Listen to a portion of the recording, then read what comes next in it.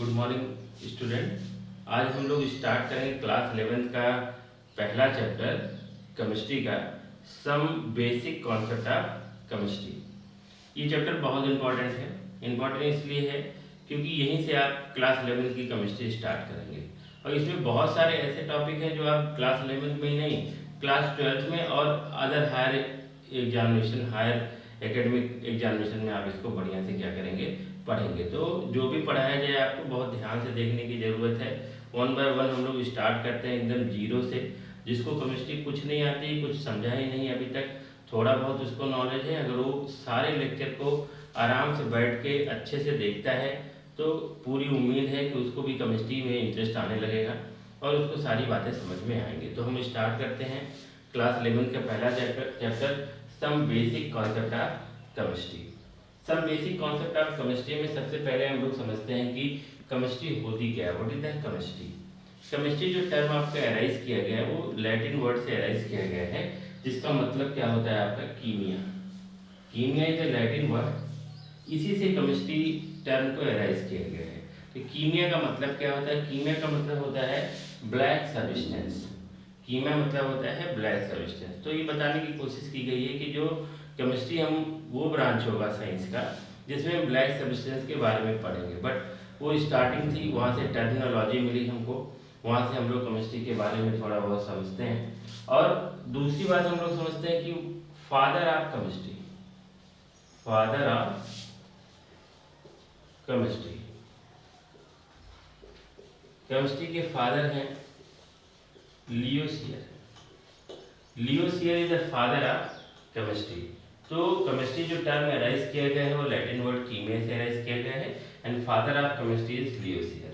दूसरी बात हम लोग समझते हैं कि डिफिनीशन ऑफ केमिस्ट्री के बारे में समझते हैं कि केमिस्ट्री होता क्या है। तो आपने पढ़ा होगा क्लास 9 या 10 में, उसमें क्या पढ़ा होगा? Chemistry is a branch of science. ये साइंस की एक ब्रांच है जिसमें हम एटम एंड मॉलिक्यूल के बारे में पढ़ते हैं, लेकिन थोड़ा बेटर डिफिनीशन पढ़ते हैं हम लोग। मैटर तो आपने पढ़ ही रखा होगा, है ना? मैटर में सब कुछ आ जाता है। मैटर में एटम भी आता है, मॉलिक्यूल भी आता है, कंपाउंड भी आता है, एलिमेंट भी आता है। हम आगे चल के देखेंगे मैटर के क्लासिफिकेशन के बारे में। तो हम केमिस्ट्री को क्या कह सकते हैं? Chemistry the branch of science in which we study property of matter. एक लाइन में हम बता सकते हैं कि in which study property of matter. Matter की प्रॉपर्टी की पूरी स्टडी को ही हम लोग क्या कहते हैं? केमिस्ट्री कहते हैं। जैसे मैटर की किस किस बातों की स्टडी करते हैं? मैटर के कंपोजिशन की स्टडी को भी हम केमिस्ट्री कहते हैं। मैटर में जो एटम एंड मॉलिक्यूल होते हैं उसके बाद उसकी भी स्टडी को ही हम लोग क्या कहते हैं? केमिस्ट्री कहते हैं। मैटर के अंदर होने वाले केमिकल रिएक्शन को भी हम लोग क्या कहते हैं? केमिस्ट्री कहते हैं। और इस केमिकल रिएक्शन के थ्रू बनने वाले प्रोडक्ट का जो हम यूटिलाइज करते हैं, utilisation of chemical is also called chemistry. तो केमिस्ट्री को हम बहुत डिफरेंट तरीके से डिफाइन कर सकते हैं, बट एक लाइन में अगर हम डिफाइन करना चाहें तो हम लोग कह सकते हैं chemistry the branch of science. ये साइंस का एक छोटा सा ब्रांच है जिसमें हम मैटर की प्रॉपर्टी के बारे में पढ़ते हैं। और इसको मैटर में तो बहुत बड़ा टॉपिक है। मैटर में तो सब कुछ आ जाता है कि study of atom and molecule, study of chemical reaction, study of chemical composition, utilisation of chemicals. तो बहुत सारी बातें हम लोग इसमें पढ़ेंगे वन बाय वन। तो एक लाइन में डेफिनेशन सबको समझ में आ गया होगा कि chemistry is the branch of science in which study of property of matter. Matter की प्रॉपर्टी के बारे में हम लोग पढ़ेंगे। उसके बाद हम लोग देखते हैं कि what is the branch of chemistry. Chemistry का क्या ब्रांच है, क्योंकि हमको केमिस्ट्री के अंदर फर्दर क्लासीफाई करना है, उसी ब्रांचेस को आगे चल के क्या करना है? पढ़ना है। इवन यहीं से आपका स्टार्ट होता है एक नया जर्नी। आपने 9th एंड 10th में जो भी पढ़ा है वो पूरा एक साइंस पढ़ा है। उस साइंस में आपका फिजिक्स भी है, केमिस्ट्री भी है, बायोलॉजी भी है। वहाँ आप बिल्कुल ये जानने की कोशिश नहीं की कि फिजिक्स के कौन कौन से ब्रांचेस होते हैं, केमिस्ट्री के कौन कौन से ब्रांचेज होते हैं, बायोलॉजी के कौन कौन से ब्रांचेज होते हैं। लेकिन अब आप थोड़ा हायर क्लास में आए हो तो आप क्लास 11 में देखेंगे कि डिफरेंट ब्रांच है और सारे ब्रांच को हम अलग अलग सेपरेटली क्या करेंगे? आगे पढ़ेंगे। तो हम लोग समझते हैं what is the branch of chemistry. Chemistry के 5 ब्रांचेस होते हैं। Number 1 is the physical chemistry, number 2 inorganic chemistry, third है आपका ऑर्गेनिक केमिस्ट्री, फोर्थ है आपका एनालिटिकल केमिस्ट्री एंड फिफ्थ है बायोकेमिस्ट्री। जिस तरह से केमिस्ट्री को 5 डिफरेंट ब्रांच में डिवाइड करेंगे, क्लासीफाई करेंगे, physical chemistry, inorganic chemistry, organic chemistry, analytical chemistry and biochemistry. तो वन बाय वन हम लोग समझते हैं कि डेफिनेशन क्या होता है। फिजिकल केमिस्ट्री, पहला जो हम लोग डिफाइन करेंगे, सबसे पहला जो केमिस्ट्री जिसको हम लोग क्या कहते हैं, फिजिकल केमिस्ट्री। तो फिजिकल केमिस्ट्री को हम लोग कैसे डिफाइन करेंगे, हम लोग कहते हैं physical chemistry is the branch of chemistry. ये केमिस्ट्री का एक ब्रांच है जिसमें हम लोग क्या पढ़ते हैं, प्रिंसिपल ऑफ केमिकल रिएक्शन। ऐसा केमिस्ट्री जिसमें हम फिजिक्स भी पढ़ते हैं, उसी को तो फिजिकल केमिस्ट्री कहते हैं। इसमें हम डिफरेंट टाइप के लॉस पढ़ते हैं। किसके डिफरेंट टाइप के आपके लॉस पढ़ते हैं, केमिकल रिएक्शन में अप्लाई होने वाले डिफरेंट टाइप के लॉस को पढ़ते हैं, प्रिंसिपल को पढ़ते हैं, सिद्धांतों को पढ़ते हैं। तो ये सारी केमिस्ट्री को हम लोग क्या कहते हैं, फिजिकल केमिस्ट्री। एक लाइन में बता सकते हैं कि what is the physical chemistry, study of principle of chemical reaction. Chemical reaction के सिद्धांतों को स्टडी करने की जो ब्रांच होती है केमिस्ट्री को, उसी को हम लोग क्या कहते हैं, फिजिकल केमिस्ट्री कहते हैं। दूसरी हम केमिस्ट्री की बात करेंगे जिसको हम लोग क्या कहते हैं, inorganic chemistry. Inorganic chemistry, inorganic chemistry क्या होता है, इनऑर्गेनिक केमिस्ट्री होता है it's a branch of chemistry in which study of elements, जिसमें हम एलिमेंट्स के बारे में पढ़ते हैं। सबको पता है कि एलिमेंट आपके 3 टाइप के होंगे, मेटल होगा, नॉन मेटल होगा और मेटलॉइड होगा। और ये तीनों जो सब्सटेंस है, मेटल है, नॉन मेटल है, मेटलॉइड है, ये हमको नेचर में कहाँ मिलता है, नॉन लिविंग सब्सटेंस से, पत्थरों से मिलता है, मिट्टी से मिलता है, वाटर से मिलता है। तो और थोड़ा बेटर डिफाइन कर सकते हैं, हम लोग कह सकते हैं कि chemistry is the branch of science in which study of substance that obtain from non living matter. जो नॉन लिविंग मैटर से ऑब्टेन किए गए एलिमेंट है, कंपाउंड है, मॉलिक्यूल है, उसके बारे में जहाँ हम स्टडी करते हैं, उस केमिस्ट्री को हम लोग क्या कहते हैं, इनऑर्गेनिक केमिस्ट्री। इसीलिए हम लोग ये एक लाइन में बता सकते हैं कि इनऑर्गेनिक केमिस्ट्री में हम करते हैं it's a branch of chemistry in which study of elements, जिसमें हम किसके बारे में पढ़ते हैं, एलिमेंट्स के बारे में पढ़ते हैं। उसके बाद हम थर्ड केमिस्ट्री के ब्रांच के बारे में अगर डिस्कस करेंगे, जिसको हम लोग क्या कहते हैं, ऑर्गेनिक केमिस्ट्री। ऑर्गेनिक केमिस्ट्री, तो ऑर्गेनिक जो टर्मिनोलॉजी आप सुन रखे हो, ये कोई पुराना टर्मिनोलॉजी है, कोई नया टर्मिनोलॉजी नहीं है। इसलिए क्योंकि ऑर्गेनिक सुनते होंगे कि ऑर्गेनिक मैटर है, ऑर्गेनिक सब्जियां हैं, ऑर्गेनिक खाने वाले सामान है। तो ऑर्गेनिक का यहाँ मतलब क्या होता है, ऑर्गेनिक मतलब होता है जो नेचर से डराइव हो।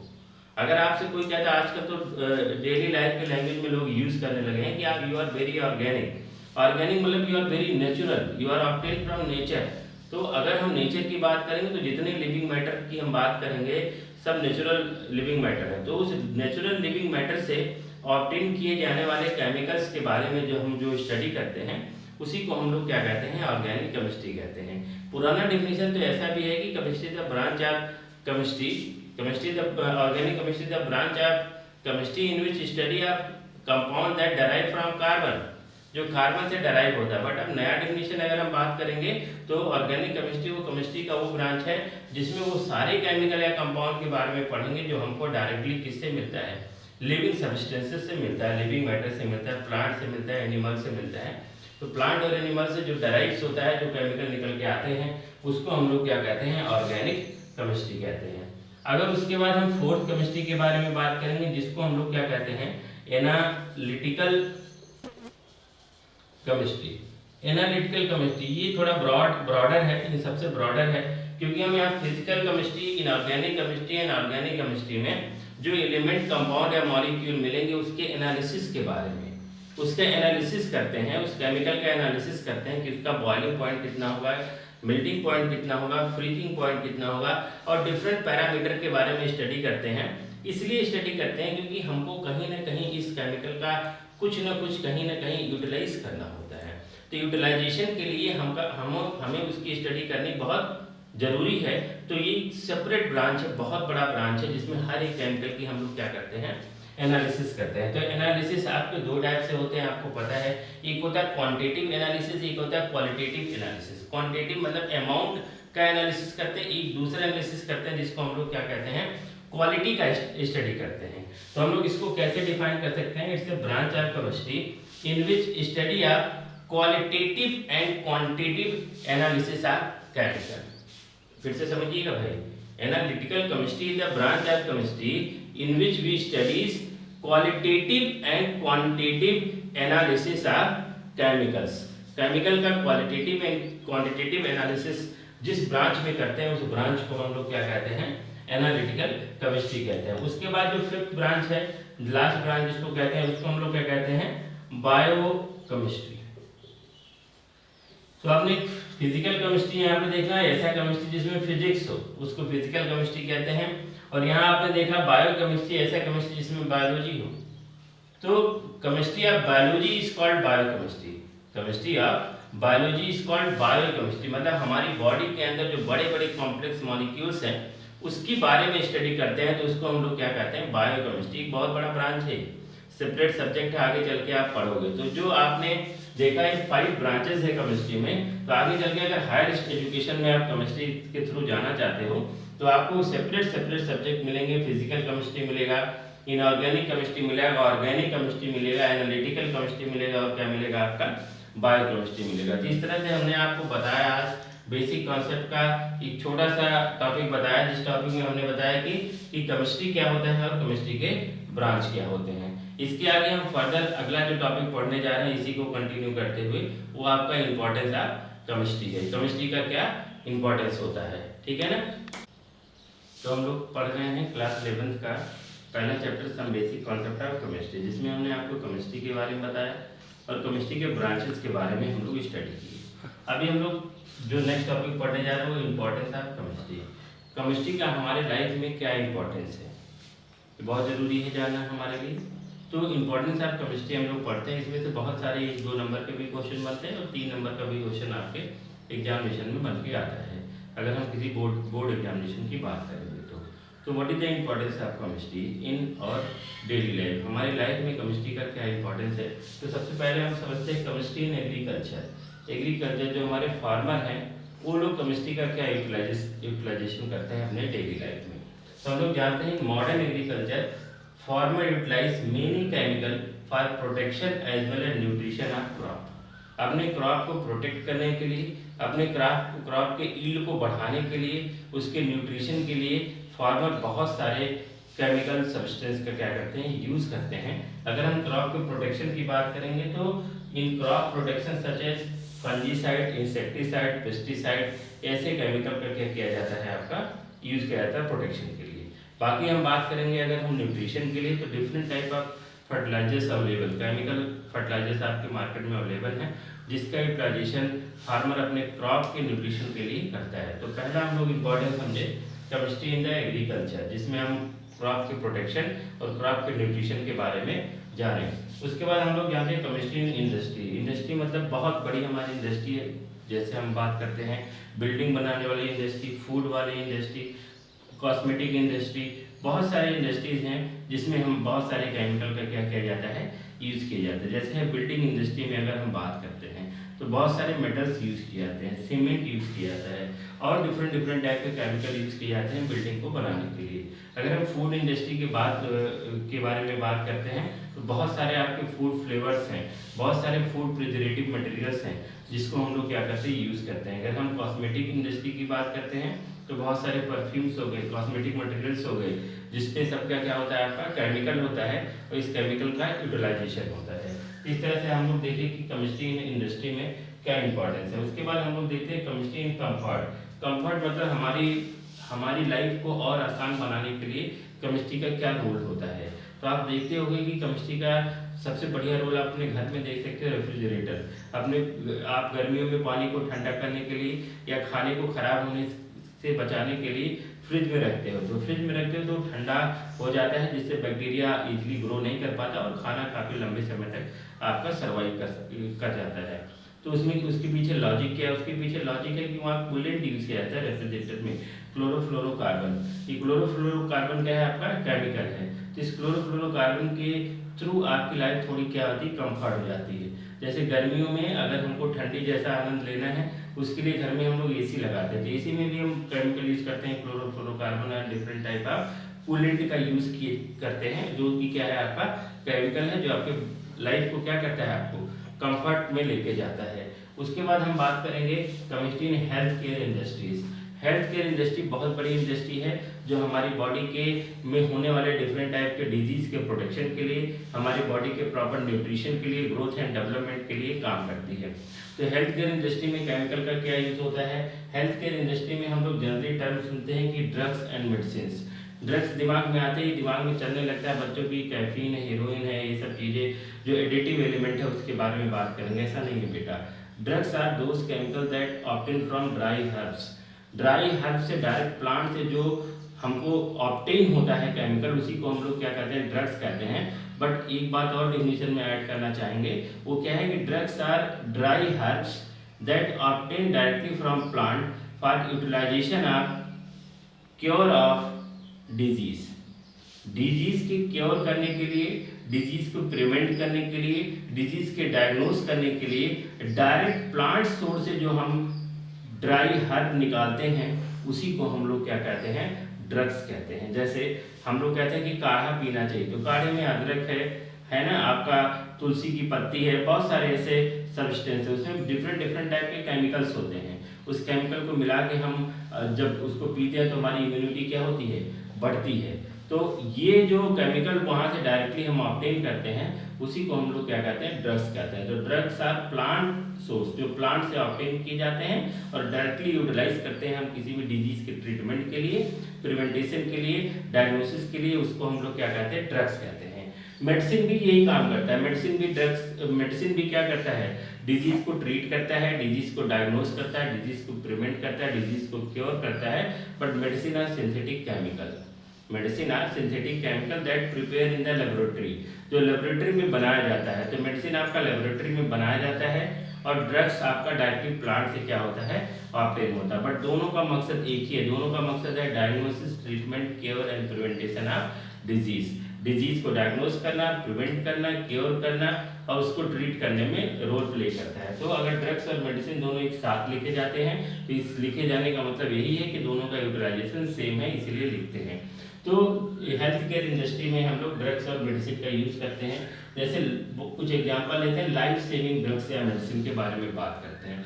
Life saving drugs and medicine वैसे ड्रग्स एंड मेडिसिन होते हैं जो हमारी जिंदगी को बचाते हैं। मतलब कोई हमको ऐसी बीमारी हो गई है जिस बीमारी से अब बचा नहीं जा सकता है, तो आपके डेथ को थोड़ा डिले करेगा, मतलब आपकी लाइफ को थोड़ा आगे बढ़ाएगा, या पूरी तरह से उस डिजीज को क्या करता है, आज के डेट में क्योर भी कर देता है। जैसे हम बात करते हैं कैंसर के बारे में, तो कैंसर में हम लोग एंटी कैंसर जो ड्रग यूज कर रहे हैं आज के डेट में वो है सिस्प्लास्टिन एंड टेक्सोल। बहुत पूछा जाने वाला क्वेश्चन है बेटा आपके एग्जाम में कि right the example of anti cancerous drug. तो आपका एंटी कैंसरस ड्रग है सिस्प्लास्टिन एंड टेक्सोल। उसके बाद एंटी एड्स, एड्स को प्रिवेंट करने के लिए, एड्स को रोकने के लिए, क्योर करने के लिए या ट्रीटमेंट करने के लिए जो हम मेडिसिन यूज करते हैं वो है एजिडोथाइमाडीन, जिसको एजेडिटी के नाम से भी जानते हैं। तो इस तरह से जो कुछ लाइफ सेविंग ड्रग्स हो जाएंगे। थोड़ा और एग्जाम्पल की तरफ हम आगे बढ़ते हैं तो हम बात करेंगे एंटीबायोटिक्स के बारे में। सबने सुना होगा, वही एग्जाम्पल लेंगे जो हम एग्जाम्पल जानते हैं। एंटीबायोटिक्स सिंपल, सारे बच्चे सुने होंगे कि भाई फीवर है एंटीबायोटिक्स ले लो, तबीयत खराब है एंटीबायोटिक्स ले लो। तो एंटीबायोटिक्स होते क्या हैं? एंटीबायोटिक आर दोज मेडिसिन और drugs that either kill the bacteria or retard the growth of bacteria। दो बातें समझना, या तो बैक्टीरिया को मार देगा या बैक्टीरियल ग्रोथ को क्या कर देगा, आपका तो रोक देगा। अगर बैक्टीरिया को मार देगा तो उसको बैक्टीरियोस्टैटिक कहते हैं। अगर बैक्टीरिया को मारता है तो उसको हम लोग क्या कहते हैं, बैक्टीरियोस्टैटिक कहते हैं। और अगर बैक्टीरिया को किल करता है तो उसको बैक्टीरियोसाइडल कहते हैं। बेटा जिस भी नाम के पीछे CIDAL लग जाएगा, साइडल मतलब होता है किल करना। जैसे सुना होगा आपने सुसाइडल, अपने आप को मार देना। इंसेक्टिसाइडल, इंसेक्ट को मार देना। पेस्टिसाइडल, पेस्ट को कंट्रोल करना। आपका फंगिसाइडल, फंगस को मार देना। उसी तरह से होता है बैक्टीरिसाइडल, जो बैक्टीरिया को किल करता है। बैक्टीरियोस्टैटिक होता है जो बैक्टीरिया के ग्रोथ को रोकता है। तो प्रॉपर डिफिनीशन क्या होता है एंटीबायोटिक्स का? एंटीबायोटिक का बेटर डिफिनीशन है द केमिकल आर ड्रग्स, या the drugs are medicine that either kill the bacteria or retard the growth of bacteria। अगर बैक्टीरिया के ग्रोथ को रोकता है तो उसको हम बैक्टीरियोस्टैटिक कहते हैं। अगर बैक्टीरिया को किल करता है तो उसको हम लोग क्या कहते हैं, बैक्टीरियोसिडल कहते हैं। तो इस तरह से हम लोग एंटीबायोटिक के डेफिनेशन के बारे में भी समझे। उसके बाद हम लोग समझते हैं डिसइंफेक्टेंट एंड एंटीसेप्टिक। डिसइंफेक्टेंट और एंटीसेप्टिक जब हम भी हमारे दिमाग में नाम आता है तो हम लोग क्या समझते हैं कि डिसइंफेक्टेंट भी आपका एंटीबायोटिक है और एंटीसेप्टिक भी आपका एंटीबायोटिक है। ऐसा नहीं है, बैक्टीरिया को तो दोनों मारते हैं, एंटीबायोटिक की कैटेगरी में लोग भी आते हैं। जब आप कभी हायर क्लास में या मेडिकल साइंस के बारे में पढ़ेंगे तो एंटीबायोटिक के साथ साथ डिसइंफेक्टेंट और एंटीसेप्टिक पढ़ेंगे। तो डिसइंफेक्टेंट क्या होता है, एंटीसेप्टिक क्या होता है, दोनों समझते हैं। पहला, दोनों में कॉमन बात क्या है कि दोनों हमारा सरफेस पे यूटिलाइज किया जाने वाला केमिकल है। दोनों को हम सरफेस पे यूज करते हैं, मतलब सरफेस के ऊपर के बैक्टीरिया को या तो मारते हैं या तो बैक्टीरिया की ग्रोथ को क्या करते हैं, रोकते हैं। तो एक बात बड़ी कॉमन सी बात है कि disinfector and antiseptic both are topical substance. Topical means होता है जो सरफेस पे हम लोग जिसका क्या करते हैं, यूटिलाइज करते हैं। अगर हम डिसइंफेक्टेंट की बात करते हैं तो डिसइंफेक्टेंट आपके नॉन लिविंग सरफेस के ऊपर के बैक्टीरिया को क्या करता है, किल करता है। नॉन लिविंग सरफेस कैसे हो जाएगा, हमारे दीवार हो जाएंगे, हमारे फर्श हो जाएंगे, ये हमारा बोर्ड हो जाएगा, ये सब टेबल हो जाएगा, चेयर हो जाएगा, आपके मोबाइल हो जाएंगे, है ना, यूज कर रहे हैं सैनिटाइजर वगैरह। तो क्यों यूज कर रहे हैं, क्योंकि ये डिसइंफेक्टेंट की कैटेगरी में आता है।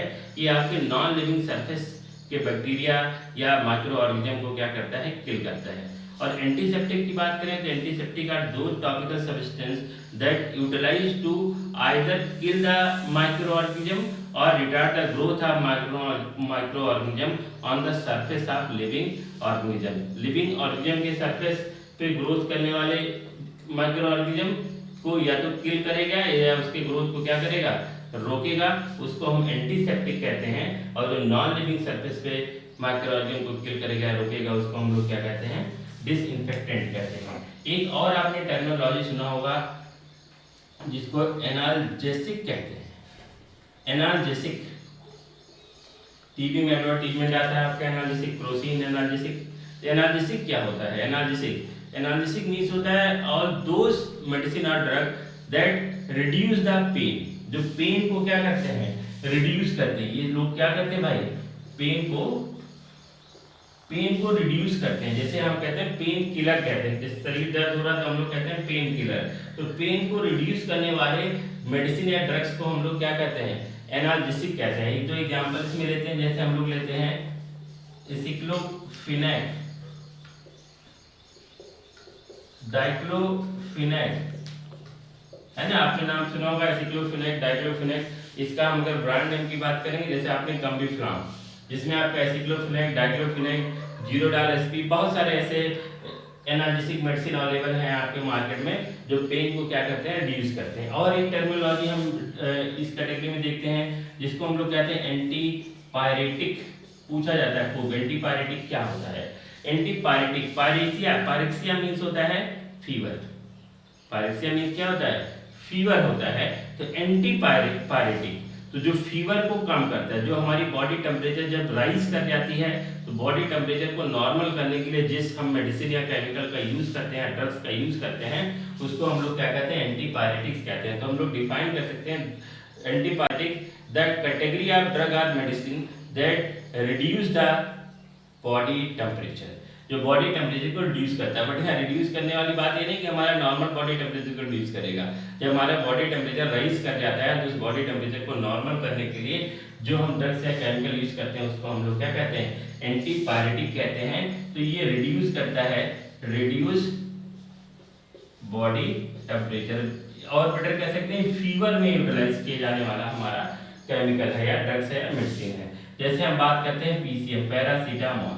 पैरासीटामोल सबको पता है, कैलपॉल है आपका, क्रोसिन है, बहुत सारे केमिकल आपके अवेलेबल हैं मार्केट में। इस तरह से अगर हम केमिस्ट्री में हेल्थ केयर की बात करेंगे, और भी हम हेल्थ केयर में बात कर सकते हैं। ड्रग्स एंड मेडिसिन के बाद हेल्थ केयर का एक और सेक्टर जिसको हम क्या कहते हैं, न्यूट्रिशनल सप्लीमेंट केमिकल्स कहते हैं। न्यूट्रिशनल सप्लीमेंट केमिकल्स, बहुत सारे न्यूट्रिशनल सप्लीमेंट केमिकल आज के समय में मार्केट में अवेलेबल है, क्योंकि केमिस्ट्री ने बहुत आगे चल के काम किया है। तो न्यूट्रिशनल सब्सटेंस की बात करें, न्यूट्रिशनल सप्लीमेंट की बात कर सकते हैं, बहुत सारे विटामिन्स हो जाएंगे, बहुत सारे और कार्बोहाइड्रेट, प्रोटीन सप्लीमेंट जो हमारे मार्केट में केमिकल सिंथेटिकली बनाए गए हैं, जो हमारी बॉडी की तरह है, वो बॉडी में जाते हैं तो हमारी बॉडी को विशेष कोई नुकसान नहीं पहुंचाते हैं और हमारे बॉडी के ग्रोथ एंड डेवलपमेंट और हमारे बहुत सारे न्यूट्रिशन सब्सटेंस को पूरा करने के लिए काम करते हैं। तो इस तरह से हमने आपको बताया इंपॉर्टेंस ऑफ केमिस्ट्री। केमिस्ट्री का इंपॉर्टेंस तो हर जगह है। अगर हम बात करते हैं क्लॉथ इंडस्ट्री के बारे में तो बहुत सारे फाइबर्स हैं, प्लास्टिक भी बनाया जाता है, आपका रबर भी बनाया जा सकता है। तो हमारे चारों तरफ सराउंडिंग में अगर जहाँ भी आप पढ़ रहे हो, जहाँ हम पढ़ा रहे हैं, तो वहाँ चेयर है, टेबल है, ये मार्केट के अंदर इंक है, ये मार्केट खुद प्लास्टिक का बना हुआ है। जिस मोबाइल पे आप ये देख रहे हो, क्लास ले रहे हो, और जिस मोबाइल से हम क्लास को बता रहे हैं, ये सारा चीज़ आपका किसका बना हुआ है, केमिकल का बना हुआ है। तो केमिस्ट्री हर जगह हमारी पूरी लाइफ में केमिस्ट्री है, इसीलिए हम केमिस्ट्री को ज़्यादा इंपॉर्टेंस देंगे और बहुत अच्छी तरह से वन बाय वन एक एक टॉपिक को हम लोग क्या करेंगे, समझेंगे। ठीक है ना। तो हम लोग अभी पढ़े क्या, हम लोग पढ़े importance of chemistry. Importance of chemistry के बाद जो अगला टॉपिक है वो आपका मैटर है, जिसको आपने क्लास 9 में पढ़ा है, लेकिन फिर से हम लोग एक बार पढ़ेंगे, थोड़ा और ज़्यादा डिटेल से इसको पढ़ने की कोशिश करेंगे। तो हम सबसे पहले समझते हैं कि मैटर होता क्या, व्हाट इज द मैटर। तो मैटर हम लोग जानते हैं, anything which occupy space, has mass and perceive by senses. मतलब क्या है, जिसके पास मास होगा, हैज मास, तो मास है तो ऑक्युपाई जरूर करेगा स्पेस, और मास और ऑक्युपाई स्पेस के साथ साथ वो सेंसेस को फील करने की भी उसके अंदर क्या हो, एबिलिटी हो। तो हम लोग इसको कैसे डिफाइन करते हैं, हम लोग कहते हैं anything which occupy space has mass and perceive by senses, जिसको हम सेंसेस से फील कर सकते हैं। जैसे 5 सेंसेस के बारे में बात करेंगे हम लोग, जिसमें आपका टच है, टेस्ट है, स्मेल है, लाइट है, हियरिंग है। अगर इस सेंसेस से हम लोग फील करते हैं, उसके पास मास होता है, ऑक्युपाई करता है स्पेस, तो इन सबको हम लोग क्या कहते हैं, मैटर कहते हैं। और डिटेल में हम लोग आगे देखेंगे। फिलहाल हम लोग, अगर मैटर है तो नॉन मैटर भी होगा, अगर मैटर है तो नॉन मैटर भी होगा। जिस तरह से मैटर आपका एग्जिस्ट करता है उस तरह से नॉन मैटर भी एग्जिस्ट करता है।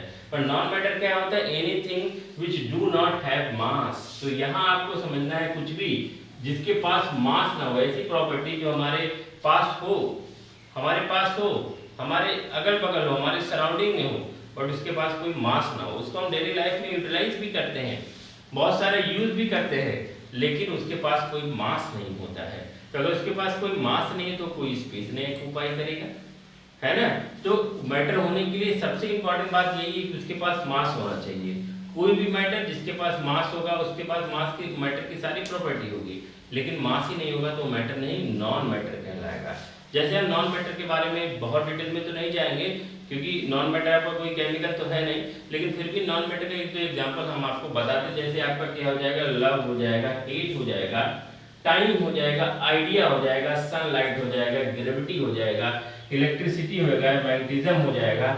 ये सब क्या है, आपके नॉन मैटर हैं। और ऐसे बहुत सारे नॉन मैटर हैं, बहुत सारे थॉट हैं आपके जो नॉन मैटर हैं। अगर आपसे कोई कहता है कि चलो मैंने 10 किलो का आइडिया आपको फेंक के मारा, तो कितना खराब हो जाएगा कि 10 किलो का आइडिया फेंक के मारा, चोट लगेगी हमको।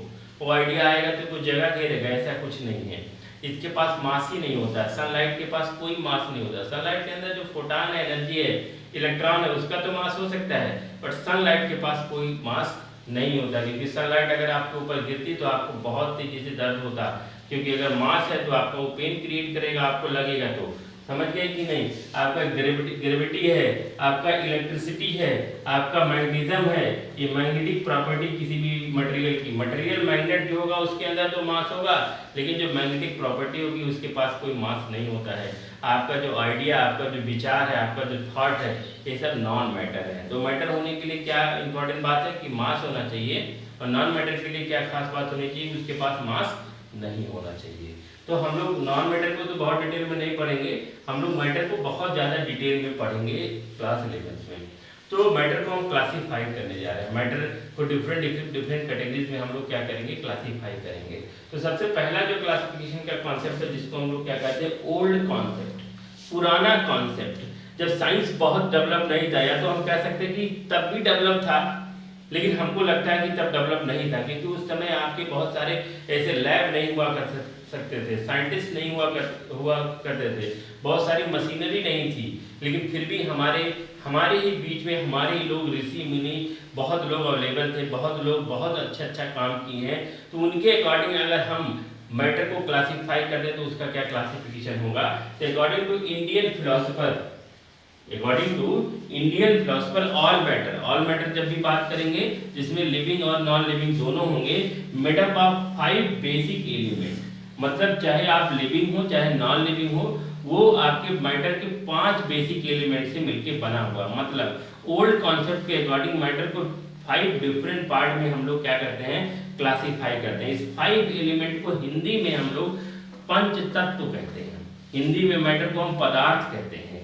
तो पंच तत्व, 5 तत्व जो होते हैं, 5 पदार्थ जो होते हैं मैटर के, वो कौन कौन से होते हैं। वो है आपका स्काई होता है, वो आपका एयर होता है, वो आपका अर्थ होता है, वो आपका वाटर होता है, वो आपका फायर होता है। इस तरह से ओल्ड कॉन्सेप्ट बताता है कि आपका मैटर 5 डिफरेंट क्लास में, पंच तत्व में क्लासिफाई किया गया, 5 एलिमेंट में क्लासिफाई किया गया है। स्काई है, एयर है, अर्थ है, वाटर है और क्या होता है आपका फायर होता है। ठीक है ना। अब हम मॉडर्न कॉन्सेप्ट देखेंगे। तो हमने अभी तक देखा old concept of classification of matter. तो अब हम लोग देखते हैं modern concept of classification of matter. Old concept से ही मॉडर्न का कॉन्सेप्ट डराइव किया गया है, थोड़ा सा और अच्छे से बताया गया है, थोड़ा और बड़ा करके और सिंप्लीफाई करके बताया गया है। तो उसको हम लोग थोड़ा और समझने की क्या करते हैं, कोशिश करते हैं। तो अगर हम मॉडर्न कॉन्सेप्ट के बेसिस पे मैटर को क्लासिफाई करेंगे तो मॉडर्न कॉन्सेप्ट पे मैटर को क्लासिफाई करने का क्राइटेरिया है मैटर की property. On the basis of property of matter, matter are classified in there on the basis of physical property, matter are classified on the basis of chemical property। तो matter के physical और chemical property के basis पे हम matter को क्या करते हैं, क्लासिफाई करते हैं। ये आपका मॉडर्न कॉन्सेप्ट है। तो फिजिकल प्रॉपर्टी के बेसिस पे अगर हम मैटर को क्लासिफाई करते हैं, पहले तो समझते हैं फिजिकल प्रॉपर्टी क्या होती है। ऐसी प्रॉपर्टी जिसमें colour, order, taste, shape, size, मतलब जिसको हम देख सकते हैं, जिसको हम महसूस कर सकते हैं, जिसको हम फील कर सकते हैं, वो सारी प्रॉपर्टी क्या होती है, आपकी फिजिकल प्रॉपर्टी होती है। तो फिजिकल प्रॉपर्टी के बेसिस पे अगर हम मैटर को देखेंगे तो मैटर को 3 पार्ट में क्लासिफाई किया गया है। एक सॉलिड है, एक लिक्विड है, एक गैस है, जिसको आपने पढ़ा है क्लास 9 में पढ़ा होगा मैटर के 3 फॉर्म को, सॉलिड को, लिक्विड को और गैस को। तो मैटर के फिजिकल प्रॉपर्टी के बेसिस पे मैटर आर 3 टाइप, सॉलिड है, लिक्विड है और गैस है। और सॉलिड को फर्दर क्लासिफाई किया गया, मतलब सॉलिड जो सॉलिड मैटर होगा वो 2 टाइप का होगा, एक क्रिस्टलाइन सॉलिड होगा, एक अमॉर्फस सॉलिड होगा। तो फिजिकल प्रॉपर्टी के बेसिस पे matter are 3 type, solid, liquid and gas, and solid are further classified in crystalline solid and amorphous solid. इसके बाद हम लोग देखते हैं on the basis of chemical property. Chemical property के बेसिस पे मैटर को अगर हम क्लासिफाई करेंगे तो matter are 2 type. Physical property के बेसिस पे matter are 3 type and chemical basis पे, केमिकल प्रॉपर्टी के बेसिस पे मैटर 2 टाइप्स के होंगे, एक प्योर होगा, एक मिक्सर होगा। जब भी हम प्योर की बात करेंगे तो हमारे दिमाग में इम्प्योर आता है, क्योंकि हम लोग यूज करते हैं टर्मिनोलॉजी, बट साइंस में इम्प्योर नाम का कोई टर्म नहीं होता है। जो कुछ होगा या तो प्योर होगा या तो मिक्सचर होगा। जो हमको इम्प्योर लगता है वो किसी के लिए हो सकता है प्योर है। सपोज करो जो हम लोग यूज करते हैं, मिल्क यूज करते हैं, तो कोई डायरेक्ट गाय से, भैंस से लेता है और यूज करता है, दूसरा एक पैकेट वाला दूध यूज करता है। जो पूरी जिंदगी पैकेट वाला दूध यूज करते हुए आया है, जब कभी वो गाय और भैंस का दूध लेगा जो पूरी तरह से प्योर है, जिसमें कुछ भी मिलाया नहीं गया है, तो लगेगा कि खराब दूध है। तो इस तरह से, और जो इस तरह से क्या लगता है, जो हमको लगता है वो प्योर है, जो हमको नहीं लगता वो इम्प्योर है। तो इम्प्योर नाम का कोई टर्म ही नहीं होता बेटा। 2 ही टर्म यूज करेंगे हम लोग केमिस्ट्री में, एक प्योर यूज करेंगे, एक मिक्सर यूज करेंगे, कभी भी इम्प्योर टर्म यूज नहीं करेंगे। तो प्योर क्या होता है, प्योर मैटर में 2 टाइप के मैटर होंगे, एक एलिमेंट होगा और दूसरा क्या होगा, आपका कंपाउंड होगा। जो एलिमेंट है उसको फर्दर 3 पार्ट में क्लासिफाई किया गया है। एलिमेंट में मैटर 3 टाइप के होंगे, एक आपका मेटल होगा, दूसरा आपका नॉन मेटल होगा, तीसरा आपका मेटलॉइड होगा। तो आप देखेंगे कि एलिमेंट को फर्दर 3 पार्ट में क्लासिफाई किया गया है, मेटल में, नॉन मेटल में एंड मेटलॉइड में। उसी तरह से आपका प्योर मैटर में एलिमेंट के बाद दूसरा जो मैटर आता है वो क्या है, आपका कंपाउंड है। वो जो कंपाउंड है उसको फर्दर 2 पार्ट में हम क्लासिफाई करते हैं। एक को कहते हैं हम लोग ऑर्गेनिक कंपाउंड और दूसरे को हम लोग क्या कहते हैं, इनऑर्गेनिक कंपाउंड। तो compound are 2 types, organic compound as well as inorganic compound. तो केमिकल प्रॉपर्टी के बेसिस पे अगर हम प्योर मैटर के बारे में बात करेंगे, pure matter are 2 types, element and compound. Element are 3 type, metal, non metal and metalloid, और compound are 2 types, organic and inorganic. उसके बाद हम लोग जाएंगे किसके तरफ, केमिकल प्रॉपर्टी ऑफ मैटर के क्लासिफिकेशन में आगे बढ़ेंगे। हम लोग प्योर के बाद दूसरा टाइप ऑफ मैटर पढ़ेंगे जिसको हम लोग क्या कहते हैं, मिक्सर कहते हैं। मिक्सर आपके 2 टाइप्स होते हैं, homogeneous mixture and heterogeneous mixture. तो इस तरह से हमने पूरा क्लासिफिकेशन आपको बताया मैटर का, जिसमें हमने ओल्ड कॉन्सेप्ट को भी पढ़ा और मॉडर्न कॉन्सेप्ट को भी पढ़ा। अब 1 बाय 1 हम इसको आगे डिटेल में पढ़ाएंगे। सबसे पहले हम लोग स्टार्ट करेंगे property of matter on the basis of their chemical nature. Chemical nature के बेसिस पे मैटर के जो प्रॉपर्टी निकल के आए, प्योर क्या है, प्योर में एलिमेंट क्या होता है, कंपाउंड क्या होता है, इन सब की प्रॉपर्टीज क्या होती है, इन सब के एग्जांपल क्या होते हैं, इसके बारे में हम लोग पढ़ेंगे अपने अगले लेक्चर में। तब तक के लिए थैंक यू वेरी मच।